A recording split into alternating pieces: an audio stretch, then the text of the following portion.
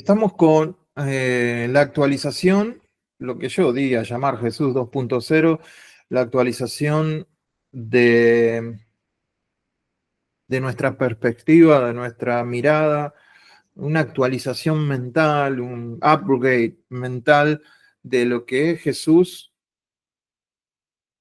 hoy y ahora. Una de las más grandes desafíos que nosotros tenemos es tratar de entender a Jesús como el Padre nos presenta a Jesús. Más que como la teología nos presenta a Jesús. La teología intenta ser a veces sistemática y en esa sistematización de la teología a veces tenemos acuerdos dentro de la teología que se vuelven paradigmas difíciles de romper y a veces no están del todo correctos con las escrituras. Entonces, a veces intentamos leer las escrituras y encontrar la teología en la escritura cuando debería ser al revés. Leer las escrituras y cambiar nuestra teología conforme voy leyendo la escritura. Yo soy una persona que al haber enseñado tanto tiempo teología, si hay un pasaje que confronta mi teología, eso se convierte en algo como diciendo, no, ¿cómo esto? Y no, me tengo que rendir a las escrituras y decir, la escritura es la última palabra, la escritura es la que tiene la luz, la escritura es la plomada, la escritura es.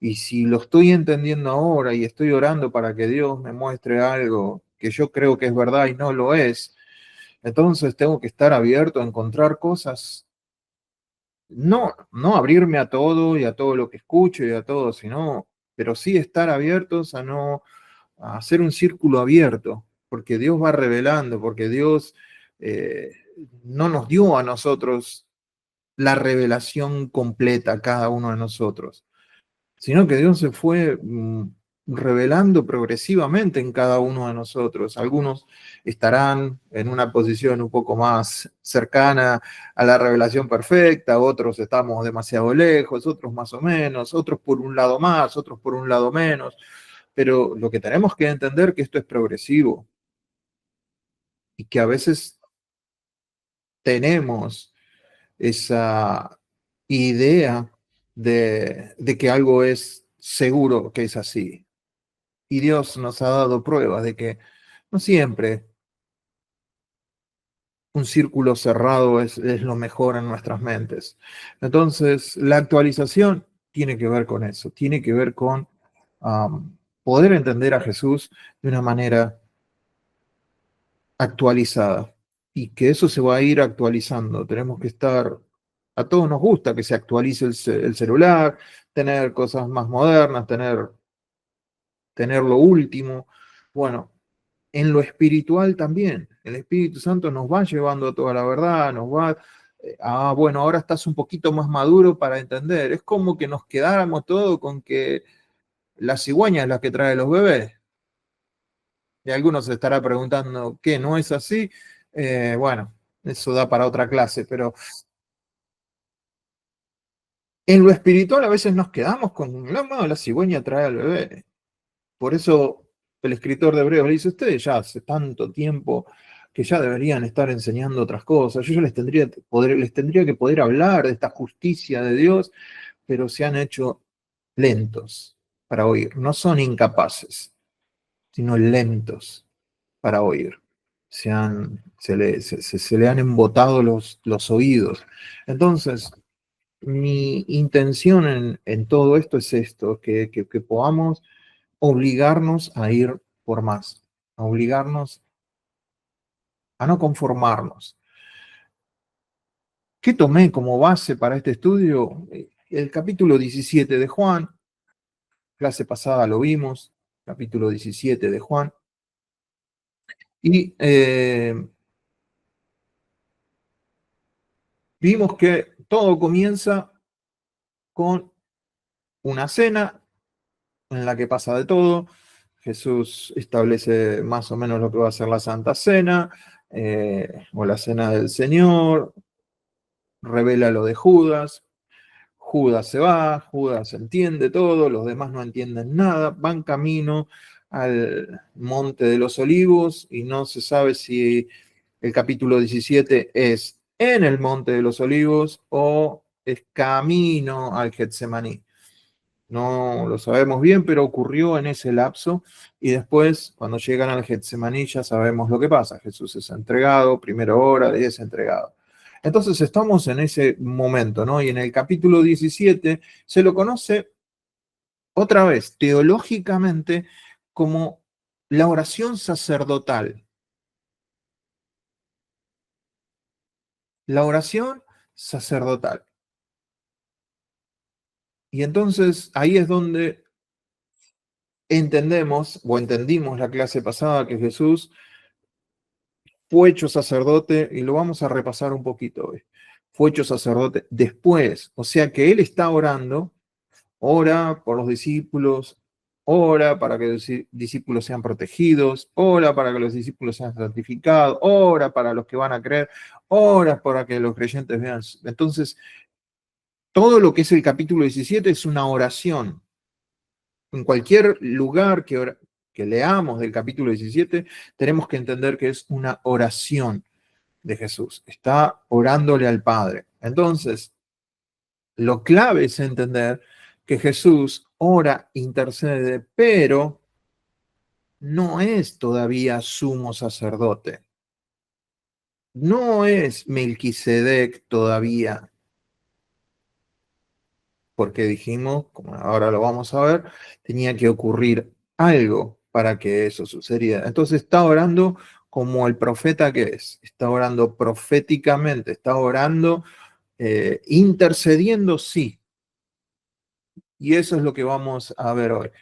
Vamos a ver que Jesús ora por sus discípulos del versículo 6 al 19, dice, he manifestado tu nombre a los hombres, que del mundo me diste, tuyos eran, y me los diste, y han guardado tu palabra. Ahora han conocido que todas las cosas que me has dado proceden de ti. Fíjense, han conocido. La clase pasada vimos mucho acerca de conocer, que es mucho más que la interacción intelectual. Es conocer por experiencia, es tener la experiencia de conocerlo. Entonces, los discípulos tuvieron la experiencia y en esa experiencia con Jesús se dieron cuenta de dónde provenía Él. Porque las palabras que me diste les he dado. Otra vez, Jesús siempre sometido al Padre. Las palabras que me diste las he dado. Y ellos las recibieron y han conocido verdaderamente que salí de ti. ¿Ven? Otra vez, conocido verdaderamente que salí de ti y han creído que tú me enviaste. Después vamos a ver que esa creencia no tiene muchas raíces porque a la hora que Jesús es entregado, salen todos como por tirante, lo abandonan todos. Yo ruego por ellos, dice Jesús. Fíjense acá, yo ruego por ellos. No ruego por el mundo, sino por los que me diste, porque tuyos son, y todo lo mío es tuyo, y lo tuyo es mío, y he sido glorificado en ellos. O sea, el trabajo que hice en ellos, me permitiste que llegara al punto de la glorificación, a la perfección. Entonces, lo que estamos viendo acá es, se va a repetir la palabra mucho mundo, y otra vez, es en un ambiente evangélico, a veces esto es del mundo, esto no es del mundo, esto es mundano, esto no es mundano, esto es de... Lo que nosotros tenemos que entender cuando Jesús se refiere a mundo, no se está refiriendo al globo terráqueo, ¿sí? Porque todos pertenecemos a este mundo. De tal manera amó Dios al que, al mundo. Entonces se estaría contradiciendo Jesús, es decir, bueno, los del mundo, el sistema de este mundo. Cuando leemos este tipo de cosas, es el sistema del mundo. El sistema que ha caído en manos del enemigo, ese sistema que tiene atrapado a todos los que viven en el mundo. Pero el mundo fue creado por Cristo, es sostenido, es el mundo en sí, el globo terráqueo es precioso para Dios. Entonces, no ruego por el mundo. Cuando dice esto, dice, no ruego por aquellos que quieren seguir en el sistema de este mundo, sino por los que me diste, sino por los que abandonaron ese sistema y han creído en mí. Entonces, y sigue diciendo, ya no estoy en el mundo, mas estos están en el mundo. Jesús no está en el mundo. ¿Ven que está hablando proféticamente? ¿Cómo que no está en el mundo? Si está en el mundo. Está en el Getsemaní, está ahí cerquita del Getsemaní. Está pisando la tierra. Está con sandalias y está caminando sobre la tierra. ¿Cómo que no está en el mundo? Pues ya está hablando de su partida, ya está hablando de proféticamente. Y yo voy a ti, dice. Padre Santo, a los que me has dado, guárdalos en tu nombre para que sean uno, así como nosotros. Entonces, la unidad es la característica entre Jesús y el Padre. Y Jesús permite que una raza que ya no está en Adán, sino en Cristo, ahora pueda estar unido al Padre y a Él. Guárdalos en tu nombre para que sean uno, así como nosotros. Cuando estaba con ellos en el mundo, yo los guardaba en tu nombre. A los que me diste, yo los guardé.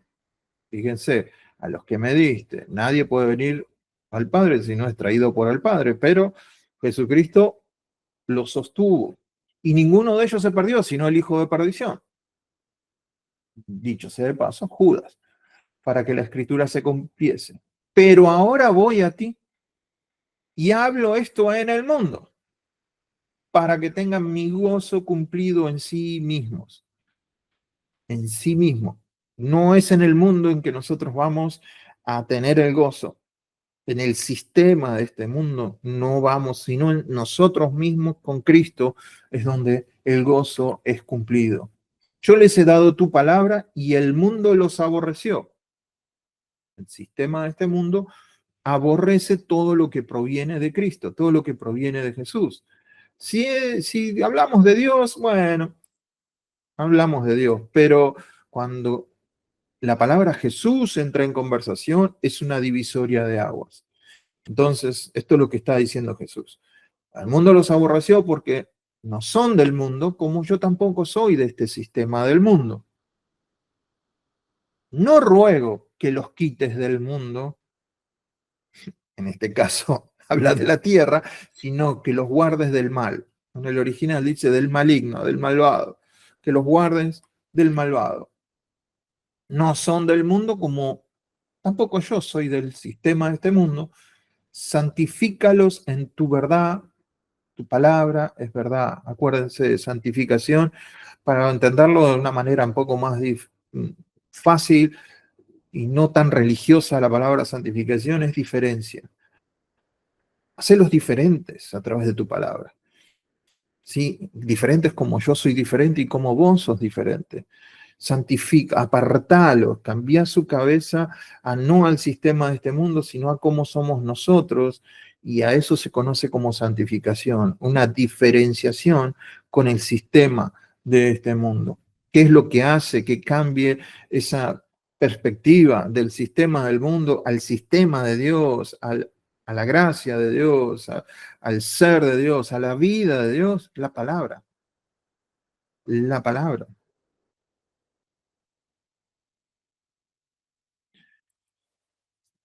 Como tú me enviaste al mundo, así yo los he enviado al mundo. Y por ellos yo me santifico a mí mismo, ¿eh? Me hago diferente a mí mismo, me aparto a mí mismo. ¿Para qué? Para que también ellos sean apartados en la verdad. Jesús se santifica a sí mismo, se aparta a sí mismo, para que ellos puedan, todo lo que Jesús está haciendo, lo está haciendo y está orando por este grupo de discípulos que han creído en Él y por los que van a creer en Él en el futuro, pero hasta ahora por los que han creído en Él. Entonces, todo lo que va a ocurrir de ahora en más en la cruz, en el abismo, en la resurrección, en los 40 días que Jesús está como Jesús resucitado en la tierra, en la ascensión y en la glorificación, es para poder lograr esto que Jesús está orando acá.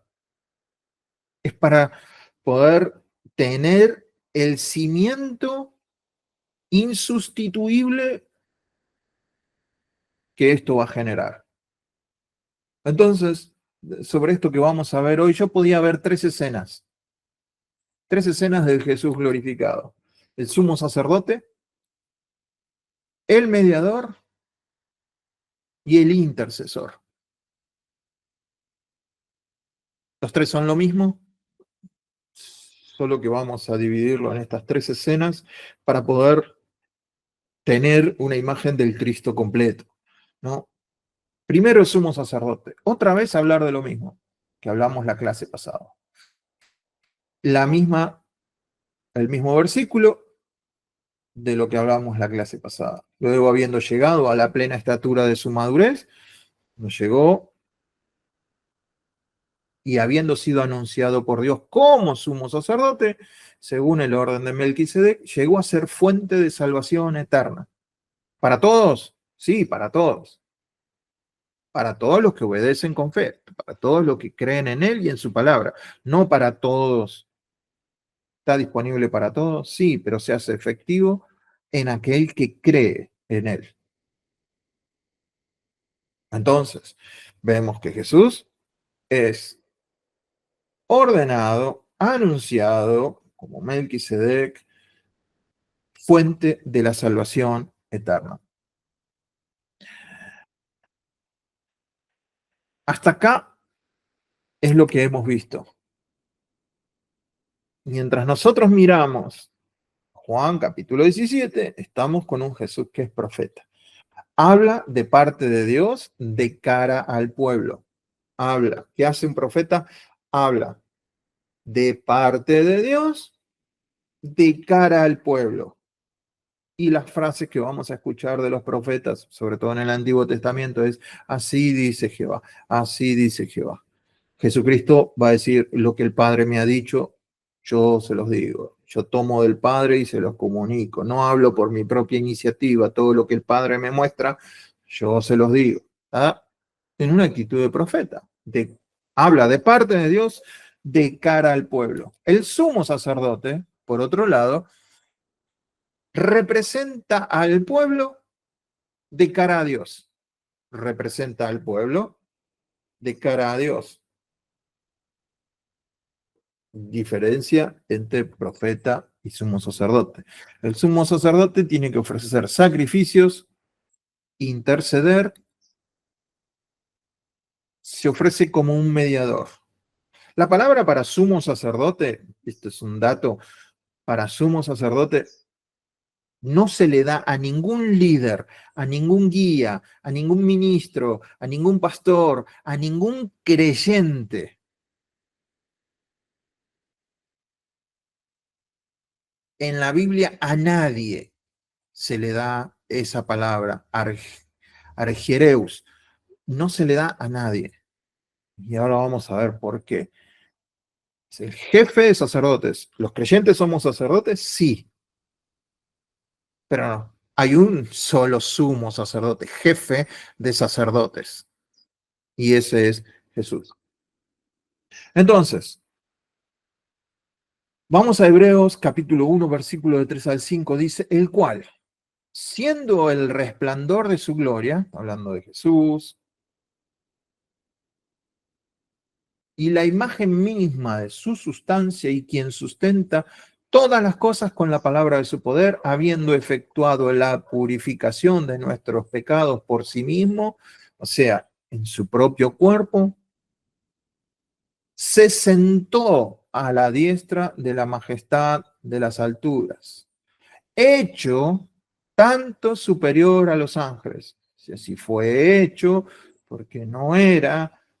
Entonces, acuérdense, Jesucristo, Dios Hijo, sí era sumo sacerdote Melquisedec. Pará, ahí ya me complicaste la vida. ¿Cómo que era? Sí, acordate, aparece dos veces en la Biblia. Con Abraham Bueno, realmente aparece una sola con Abraham. Después aparece en el Salmo 110, proféticamente, David lo ve. Pero la figura de Melquisedec aparece con Abraham, sin genealogía, sin padre, sin madre, sin esto, y aparece en un lugar, todavía ni Jerusalén existía, no era capital, estaba rodeada de jebuseos, o sea que no podía ser el rey de ahí, o sea, un hombre que se le aparece. Entonces, cuando Dios Hijo, como dice la Biblia, se despoja del ser igual a Dios como cosa que aferrarse, deja todos sus títulos en manos de Dios y viene a ser Jesús, a caminar sobre la tierra con instrumentación humana. Divino en su característica, sí. El segundo Adán, sin pecado en él, pero con la posibilidad de pecar, sin ningún título, sin nada. Entonces, acá en Hebreos nos damos cuenta que Dios le devuelve todos los títulos. Lo llama Señor, lo llama Dios, lo llama eh, Melquisedec, otra vez. Por cuanto heredó más excelente nombre que ellos. Heredó. Dios Hijo no puede heredar nada. Dios Hijo es creador de todo. Jesús, el Hijo de Dios, hereda todo otra vez. Entonces hoy tenemos a Jesús, 100% Dios, 100% hombre. Hoy. Porque ¿a cuál de los ángeles dijo Dios jamás? Mi hijo eres tú, yo te he engendrado hoy. Y la respuesta es a ninguno. Y otra vez, yo seré al Padre y él me será mi hijo. A ninguno de los ángeles le dijo esto. Por ende, es mayor ahora que los ángeles. Fue hecho menor que los ángeles para que pudiera morir. Acá está citando otra vez, el Salmo 110 es una de las piezas de escritura, bueno, es la pieza de escritura más citada en el Nuevo Testamento, por ende es una de las escrituras más importantes de toda la Biblia, el Salmo 110. Y acá, cuando él dice, yo te he engendrado hoy, es exactamente en la resurrección. ¿Cómo lo sabemos? Romanos 1.4 dice, declarado hijo de Dios con poder según el Espíritu de santidad por la resurrección de los muertos. Declarado hijo de Dios, ¿sí? Mi hijo eres tú, te he engendrado hoy. Una nueva vida. Jesucristo recibe una nueva vida, que es la nueva vida que todos nosotros necesitamos. Era imprescindible que se asemejara a sus hermanos en la naturaleza. ¿Para qué? Para convertirse en sumo sacerdote. No un sumo sacerdote que no supiera, un sacerdote endiosado, por decirlo de alguna manera, sino un sacerdote compasivo y fiel en las cosas de Dios. Alguien que sabe cuando vos estás depresivo, cuando estás alegre, cuando tenés dolor, cuando estás enfermo. Lo entiende en su carne, lo vivió. Y al mismo tiempo capaz de hacer expiación, o sea, de borrar los pecados de su pueblo. Eso no lo podía hacer ningún sacerdote, sumo sacerdote de los que han vivido. Porque en virtud de su propio sufrimiento, bajo tentación, es capaz de socorrer a los que están expuestos a la tentación. Entonces, fíjense la abrumadora, por lo menos en mi opinión, eh,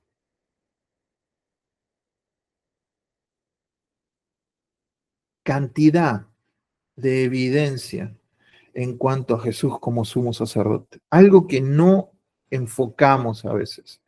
La iglesia está más enfocada en el Cristo muerto en la cruz que en el Cristo sumo sacerdote hoy a la diestra del Padre, Rey. ¿Por qué? Porque a veces no entendemos la función de lo que es el sacerdote. Y primero está el sacerdote y después la ley. Primero viene el sacerdote, después la ley. Y como hubo un cambio de sacerdocio, es necesario ahora una nueva ley. Y estamos bajo un nuevo pacto. ¿Por qué? Porque hay un nuevo sacerdote, sumo sacerdote en los cielos. Todo sumo sacerdote es un hombre. escogido para representar a otras personas en su trato con Dios. Todo sumo sacerdote es un hombre escogido para representar a otras personas en su trato con Dios. Él, está hablando de los sumos sacerdotes de la tierra, presenta a Dios las ofrendas de esas personas y ofrece sacrificios por los pecados. Puede tratar con paciencia a los ignorantes y descarriados, porque él también está sujeto a las mismas debilidades. Por esa razón, debe ofrecer sacrificios tanto por sus propios pecados como por los del pueblo. Está hablando del sacerdocio terrenal. Y nadie puede llegar a ser sumo sacerdote solo porque desee tener ese honor. Nadie, cuando la Biblia dice nadie, adivinen qué, es nadie puede llegar a ser sumo sacerdote solo porque desee tener ese honor. Tiene que ser llamado ¿por quién? Por Dios para este trabajo, como sucedió con Aarón. Hasta acá está hablando del antiguo sacerdocio. Ninguno podía decir, me voy a presentar a sumo sacerdote a ver si me votan este año. No, nadie podía, nadie. Tenía que ser elegido por Dios. Nadie podía presentarse.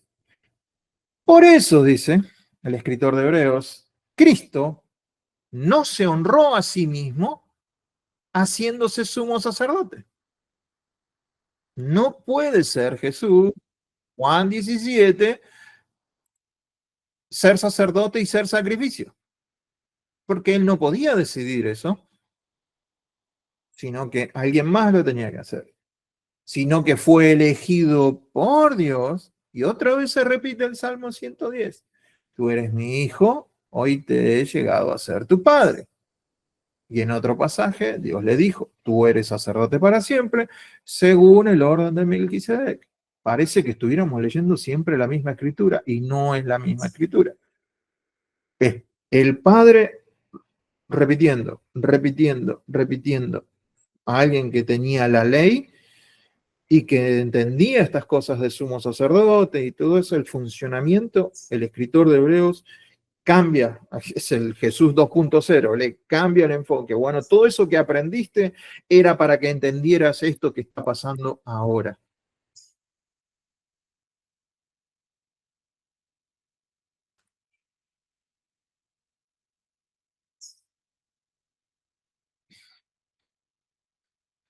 Sumo sacerdote.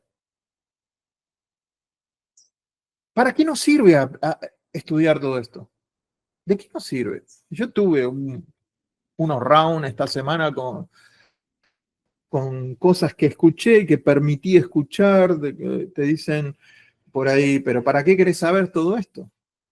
¿No es mejor que vos me digas qué puedo tener para mí como creyente?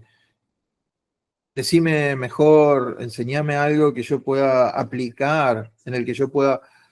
Y entré en un conflicto, ¿no? Decir, pero entonces, ¿para qué estoy enseñando esto? ¿Para qué estoy enseñando esto que no trae un beneficio? Y bueno, ahí estuve diciendo, ¿para qué? ¿Y para qué? ¿Y para qué? Yo creo, y esta es mi humilde opinión, que si no conozco a alguien, no puedo confiar en ese alguien. Si no conozco exhaustivamente a una persona, ¿cómo puedo depositar mi confianza en él?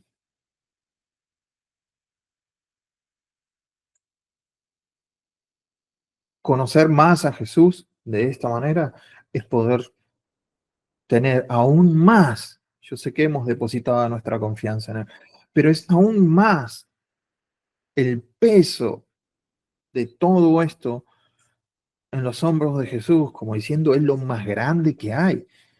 Es imposible no poder confiar en este Cristo. Y esa es la intención de poder estudiar acerca de esto. Yo sé que a veces es un poco eh, teológico, pero es importante que lo podamos tener y sobre todo sacar cualquier otra imagen de Jesús. Jesús como mediador. Jesús como mediador nos revela o nos muestra el nombre de Dios. ¿Cuál es el nombre que Jesús nos muestra de Dios? Padre. Oren así, Padre nuestro, Abba Padre. Eh, Nos revela el nombre de Dios. Nos revela el nombre de Dios. Y el nombre es más que el nombre, sino todas las características que tiene el Padre. Por eso, a veces cuando se acuerdan que yo le hacía las preguntas, ¿cómo les gustaría a ustedes ser juzgados? Si les gustaría ser juzgados por Jesús o por el Padre. Y la mayoría, la gran mayoría de la gente dice, no, por Jesús. Porque tenemos una cierta idea de que el Padre es más severo. El Padre y el Hijo son uno. El plan de salvación lo ideó tanto el Padre como el Hijo. El Padre es tan amoroso como el Hijo. El Padre, y eso es lo que Jesús vino a mostrar. Entonces Él nos reveló como mediador el nombre de Dios, la identidad de Dios, que es justo, pero que es amoroso, que es santo, pero es accesible, que es Padre, pero también es juez. Nos está mostrando la identidad de Dios para que nosotros podamos conocer a ese Padre que lo teníamos así un poco por el Antiguo Testamento, como cuidado, hay que tenerle miedo a este Dios. Sin embargo, Jesús dice, no, hay que tener respeto, pero a su vez, Él te ama con todo su corazón. Tengo que ir para adelante. La identidad y la revelación de Dios. Esto es quizás lo más importante. Dios se va a ir revelando a nosotros. Es continua la revelación de Dios. Conforme nosotros vayamos creciendo, vayamos madurando, tengamos la intención de madurar, Dios se va a ir revelando a nosotros. Algunos los vamos a conocer como papá, otros ya lo vamos a empezar a conocer como un papá un poquito más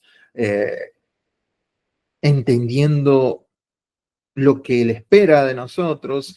Al principio, como un creyente nuevo, parece todo color de rosa. Dios me da, Dios me sana, Dios hace esto.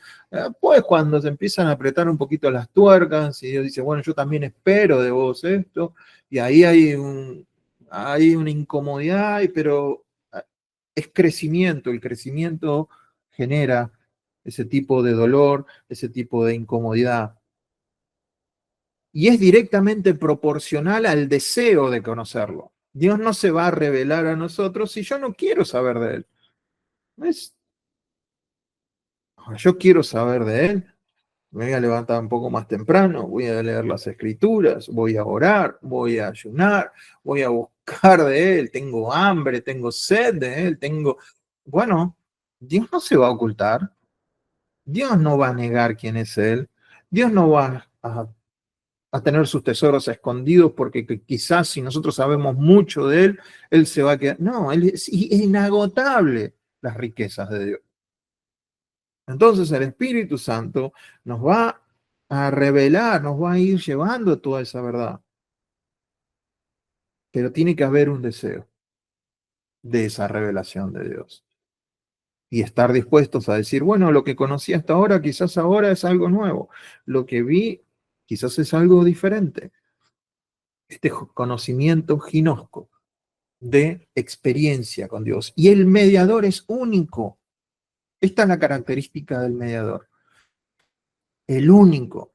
No porque lo diga él, no porque lo diga Jesús, sino porque lo dice y lo reconoce el Padre. Y todos los que se acercaron a él, Jesús dice, ahora conocen que vos me enviaste, ahora saben que vos y yo somos uno. Bueno, todos los que nos hemos acercado a él, hemos conocido esa verdad absoluta de que Jesús sí viene del Padre, que Jesús sí viene del Padre.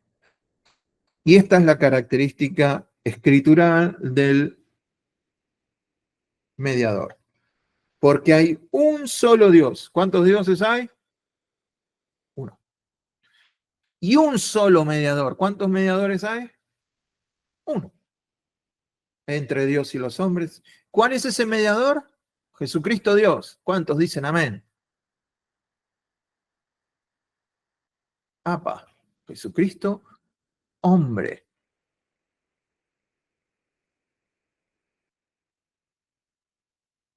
hombre, Dios. No hay ningún problema con eso. Pero Él es el único mediador. Entonces, no hay líder, no hay guía, no hay pastor, no hay apóstol, no hay papa, no hay nadie que sea un mediador. Pues la palabra acá es pontífice, alguien que hace un puente. ¿Cómo alguien más se puede llamar pontífice si acá la Biblia dice que hay un solo mediador? Uno. ¿Qué posibilidad hay de equivocarse en eso? Hay uno. ¿Qué posibilidad tenemos en equivocarnos? Ninguna. ¿Y cuál es ese uno?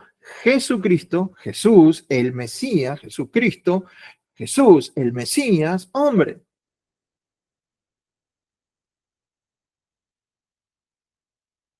Bien, entonces hemos visto ya al sumo sacerdote, al mediador, y ahora la característica de Jesús como intercesor, intercediendo.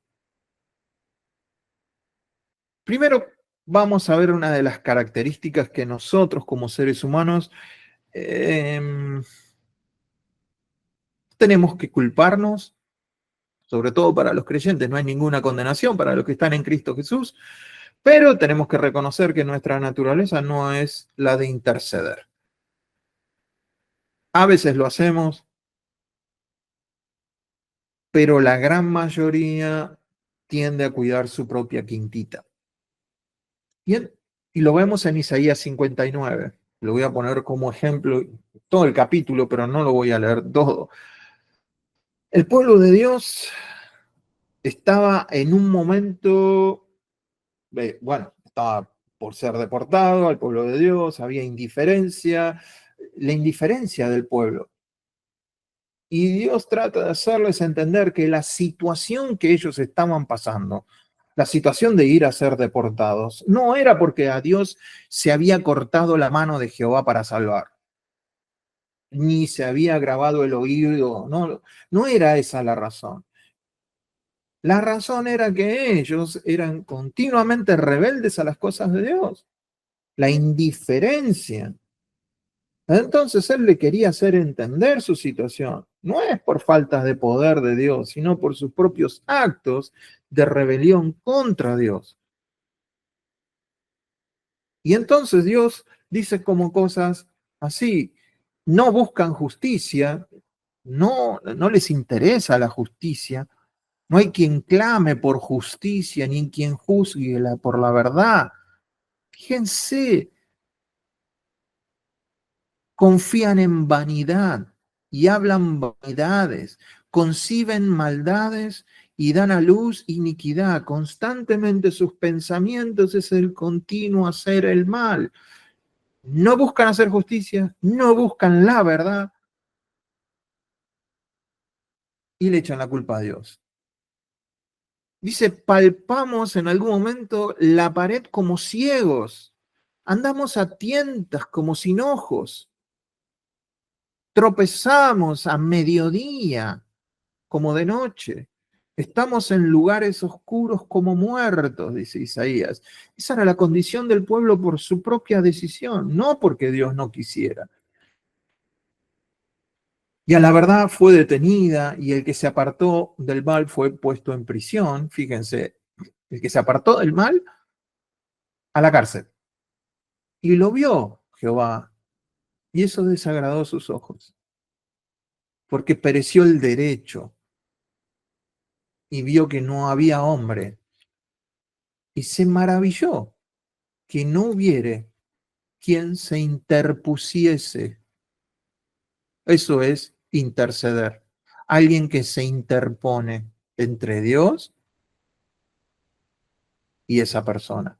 Hay una versión que a mí me gusta mucho, que es el mensaje. Dice, no podía creer lo que veía. ¿Quién? Dios. Ni un alma alrededor para corregir esta terrible situación. Así que lo hizo él mismo. ¿Eh? Salvó su brazo, dice arriba, le afirmó su misma justicia. Pero me gusta como lo dice abajo. Así que lo hizo él mismo. Como vio que nadie intercedía, no había ni deseos de interceder, lo hizo él mismo, asumió la obra de la salvación, impulsado por su propia justicia. Se vistió de toda justicia, se la vistió como una armadura. ¿Le suena otro versículo bíblico ese? ¿No? Por allá, por Efesios, la armadura de Dios, que realmente es Jesús, la armadura de justicia, con la salvación en su cabeza como yelmo, el yelmo de la salvación. Se vistió de juicio como con un abrigo y se echó sobre los hombros un manto de celo, de pasión, de ganas por hacer esto. No es solamente en ese momento, el pueblo ya cuando estaba cautivo, cuando estaba en Babilonia, los que estaban en Jerusalén, Ezequiel dice de ellos, busqué entre ellos a alguien que levantara un muro y se pusiera en pie en la brecha delante de mí, dice Dios, a favor de la tierra para que yo no la destruyera, pero no lo hallé. Uno, ¿eh? No halló uno Dios en Jerusalén. Hay intercesores positivos, claro, podemos ver la vida de Esther, la de Abraham. Abraham se acercó al Señor y dijo, ¿en verdad vas a destruir al justo junto con el impío? Si hay 50 justos, ¿vas a destruir la ciudad? Y dice, no, si hay 50 no la voy a destruir. Pero si hay 45, ¿la vas a destruir? No, si hay 45 tampoco la voy a destruir. Y si hay 20, bueno, como buen judío, le estaba tratando de rebajar el precio. Abraham es el primer judío, ¿no? Dice, y 20, si hay 20, ¿vos vas a destruir la ciudad? No, si hubiera 20 justos, no la destruyo. Y Abraham dice, ¿y si hay 10? No, si hay 10 tampoco la voy a destruir. ¿Ves? Está intercediendo por esta ciudad que está por ser destruida.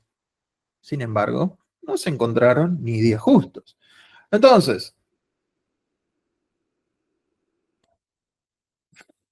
necesitamos un intercesor que esté fuera de todo eso.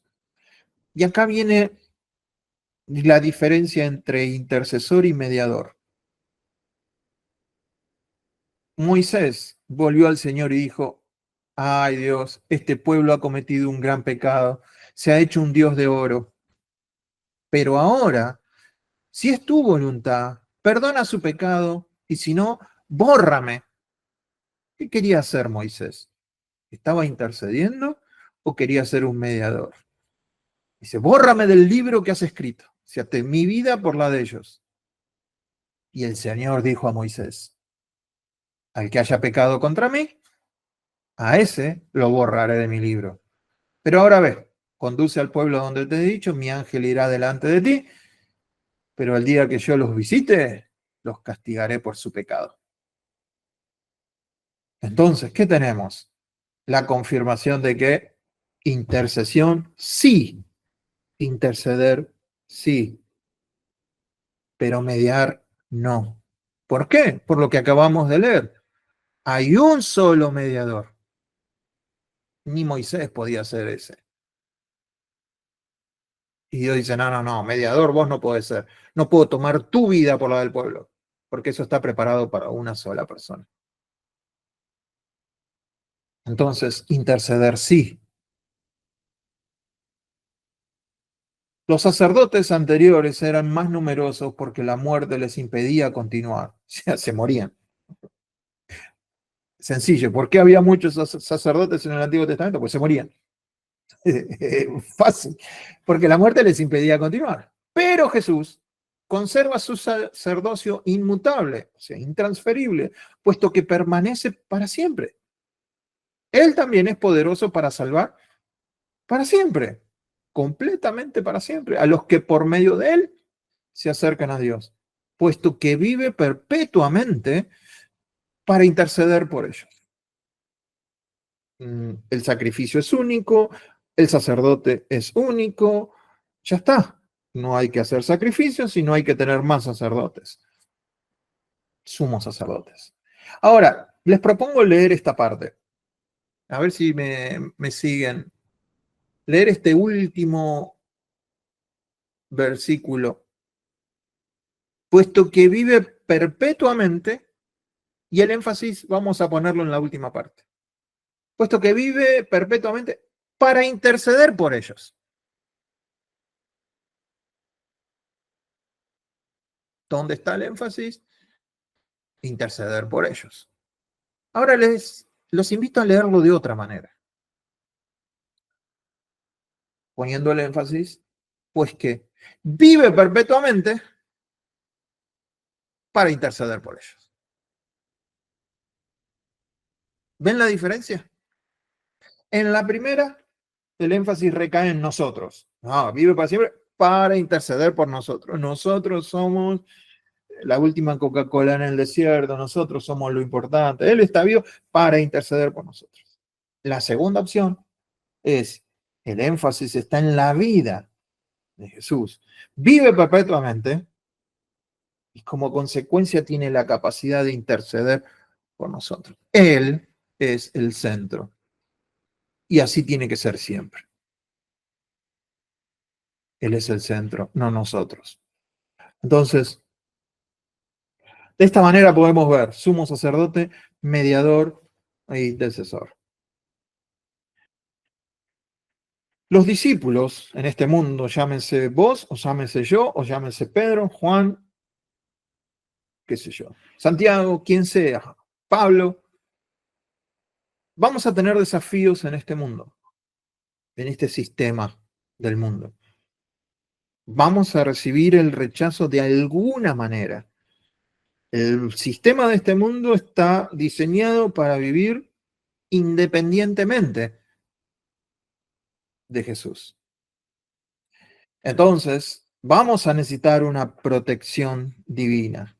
Y Jesús ora para que sus seguidores estén unidos y seguros en este sistema de el mundo. Cuando nosotros queremos hablar de él, mejor ir para adelante. A ver. Hay una misión, pero es una misión espiritual. Somos enviados, los discípulos son enviados al mundo con una misión. ¿Cuál es? Difundir la verdad. ¿Cuál es la verdad? Yo soy la verdad. Difundir el camino. Yo soy el camino. Difundir la vida. Él es la vida. Entonces, hay una misión espiritual de la cual nosotros tenemos que hacer dentro de un sistema del mundo que lo espiritual trata o de diluirlo o de ponerse en contra. Y hay una diferenciación en esto. Cuando nosotros intentamos ir por este mundo para llevar esta misión espiritual, vamos a tener la necesidad de ser diferentes. El objetivo de la santificación en la verdad, logrando una unidad con el propósito de Dios. Y eso se va a lograr porque hay un sumo sacerdote sentado al lado de Dios, que está intercediendo por nosotros y que es un mediador de un mejor pacto. Se entiende que toda la vida del discípulo y del creyente descansa sobre que hay un sumo sacerdote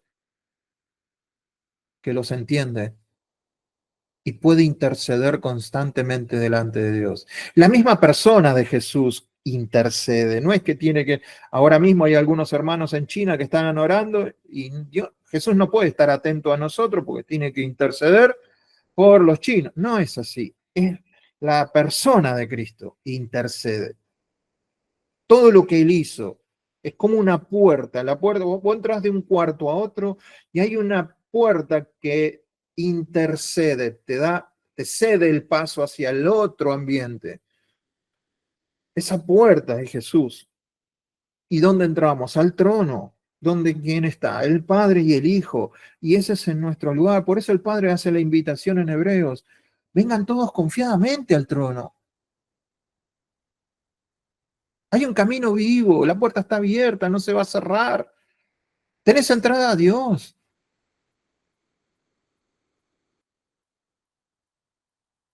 Y entonces este sumo sacerdote, como mediador e intercesor, garantiza el acceso al trono.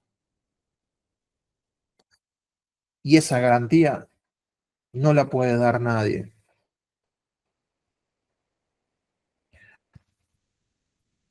Los quiero escuchar. Me gustaría saber qué piensan de todo esto, pero vamos a orar. Eh, Sé que en estas enseñanzas, y creo que en mi propia persona, soy muy malo para aplicar las cosas a situaciones personales y hablar de nosotros y dar testimonios personales. Mi enseñanza tiene que ver con un Jesús y poder ver a Jesús de distintas maneras. Y eso es todo lo que yo puedo dar. Pero yo creo que en eso hay una gran ganancia. Cualquier problema que nosotros tengamos, no necesitamos ver que alguien me pone el problema comparado con su vida o con la de otro. Mis ojos tienen que estar en Jesús, que es el autor y consumador de la fe, o sea, el autor y consumador de las palabras. Entonces, todo el problema que yo tengo es una deficiencia de una vitamina, la vitamina J. Viste que ahora están todo con, hay que tomar suplementos, J, D, C, B, B12, B1, B2. Bueno, J, todo lo que nosotros tenemos, cuando tenemos un problema, es una deficiencia de Jesús. Deficiencia de Jesús, porque no lo estamos viendo como realmente Él es, lo que Él es. Porque si lo viéramos, en Él estamos completos y no me hace falta nada. Papá, venimos en esta mañana y te damos gracias. Gracias por este plan tan precioso en el que nos vemos envueltos. Estábamos sin voz en este mundo, sin esperanza, siguiendo la corriente de este mundo, perdidos, muertos en nuestros delitos y pecados, es así como nos veías. Sin embargo, tomaste la iniciativa y en algún momento, por la palabra de alguien, se despertó en nosotros. Creímos, así, muy humildemente, muy displicentemente, con una fe muy chiquita. Sin embargo, vos eso lo contaste como justicia. Y todo lo que hizo Jesús por nosotros, lo que vos hiciste en Él, empezó a orar en nuestras vidas.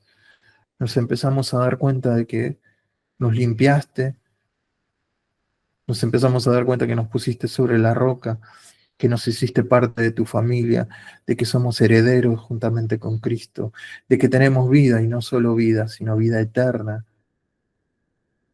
Y que no solo eso, viniste a morar en nosotros. El Espíritu Santo está en nosotros. Nos hiciste un templo para vos. Te damos gracias, Dios. Te damos gracias, Jesús, nuestro sumo sacerdote, nuestro Señor, nuestro Rey, nuestro todo, nuestro camino, nuestra verdad, nuestra vida. Ayúdanos a verte. Queremos verte alto y sublime y que tus faldas llenen este templo en el que vos has decidido morar. Que lo llenen completamente. Que podamos ir más allá de lo que ven nuestros ojos naturales. Que podamos ver más allá de la cortina de la carne, este velo que es la carne. Permitinos verte, Jesús, glorificado. Alabarte, Jesús, como lo que sos, el Mesías glorificado, por siempre y para siempre. Que cambien las imágenes equivocadas de nuestro corazón y podamos depositar nuestros ojos en vos y caminar mirándote y pensar mirándote y hablar mirándote y escuchar mirándote para que no seamos como David, que podamos decir como David, porque puse al Señor a mi diestra, no seré conmovido, no seré arrastrado, no seré movido, no seré sacudido por nada. Ese es nuestro deseo, Señor. Y en todo que vos recibas la gloria y la honra. Gracias, papá. Amén y amén.